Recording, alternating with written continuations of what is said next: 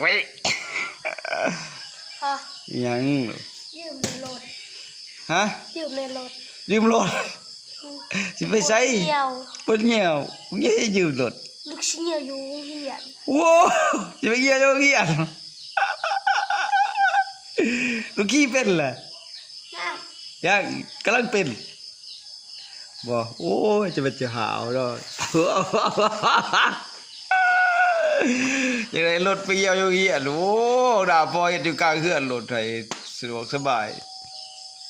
เอาแล้ววันนี้เหี่ยวไก่เลยเอาไปพอยืมคนเป็นรถใหม่เนี่ยนี่เอาลูกไปก็เป็นบ่เดียวดิบ่ลูกชายพื้นบ่